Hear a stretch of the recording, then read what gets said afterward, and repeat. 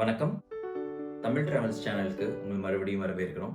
Pregnancy what to expect series, அதாவது கர்ப்ப காலத்தில் வாரம் என்ன நடக்கும் அதை தான் வந்து பார்த்துட்டு வரோம். வீக் 5 5வது வாரம். உங்களோட கர்ப்ப காலத்தின் பிரெக்னன்சி ஜேர்னியில் ஒரு மாதம் சக்ஸஸ்ஃபுல்லாக கம்ப்ளீட் பண்ணிட்டீங்க. 2வது மாதத்திற்கான தொடக்கம் இந்த வீக் 5. இந்த வாரம் வந்து ஒரு ஆரஞ்சு பழத்தோட விதை சைஸ் அப்படி இருக்கும் இந்த கருவோட அளவு. இப்போ வந்து என்ன ஷேப்ல இருக்குன்னா, அதாவது ஒரு பேபியோட ஷேப்ல எல்லாம் இப்போ இருக்காது இந்த கரு.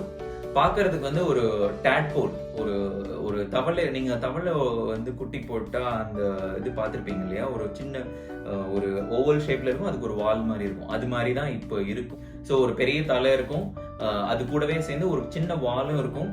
ஸோ இது போக போக இன்னும் கொஞ்ச நாள்ல அந்த வால் வந்து குட்டியா ஒரு அழகான ஒரு பம்மா கன்வெர்ட் ஆயிடும். இந்த வாரத்துல என்ன நடக்கும்னா, அந்த கருவுக்குள்ள ஒரு சின்ன ஹார்ட், அதாவது ஒரு இதயம் வந்து செயல்பட தொடங்கும். ஏன்னா அந்த கருவோட வளர்ச்சிக்கு வந்து பிளட் சர்க்குலேஷன் வந்து ரொம்பவே முக்கியம். இந்த ஹார்ட்டோட சைஸ் வந்து குட்டியா இருந்தாலும் இப்போதைக்கு இந்த ஹார்ட்ல வந்து 2 டியூப்ஸ் தான் இருக்கும். பட் அது வந்து அதோட ரிதம், அதாவது ஒரு நார்மல் ரிதம் இல்லாம ரேண்டமா வந்து இந்த ஹார்ட் பீட் வந்து நடந்துட்டு இருக்கும். இந்த பிளட் சர்க்குலேஷன் தான் வந்து நியூரல், அதாவது பிரெயின் மற்றும் ஸ்பைனல் கார்டு வந்து டெவலப் ஆகிறதுக்கான இம்பார்ட்டன்டான விஷயம் இந்த பிளட் சர்க்குலேஷன்.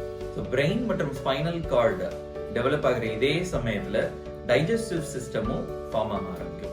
அது இந்த எம்ப்ரியோட மவுத்ல இருந்து டெய்ல் வரைக்கும் ஒரு டியூப் மாதிரி ஒரு ஸ்ட்ரக்சர் இருக்கும். அது வந்து ஸ்டொமக், லிவர், இன்டெஸ்டைன் அண்ட் பேங்க்ரியாஸா இந்த டியூப் தான் வந்து மாறும். ஸோ வீக் 5ல நிறைய சேஞ்சஸ் நடக்கும் எம்ப்ரியோல. இன்டர்னலா அது எல்லாமே என்னன்னு பார்த்தோம். ஸோ இது போக வெளியிலையும் வந்து நிறைய மாறுதல்கள் நடக்கும். அதாவது நீங்க பிரெக்னன்சி டெஸ்ட் இன்னும் எடுக்காம இருந்தீங்கன்னா என்னென்ன சிம்டம்ஸ் இருக்குன்னு பார்த்தோம்னா, ஸ்பாட்டிங்னு சொல்லுவாங்க, ஸ்ப்ராட்டிங் இருக்கும். ஸோ அதாவது உங்க அண்டர்வேர்ல வந்து ஒரு டைனி ரெட் ஸ்பாட், சின்ன ரெட் ஸ்பாட்ஸ் இருக்கும். இது பீரியட் ஸ்பாட்டிங் மாதிரி இருக்காது, ரொம்ப கம்மியான அளவுல தான் இருக்கும்.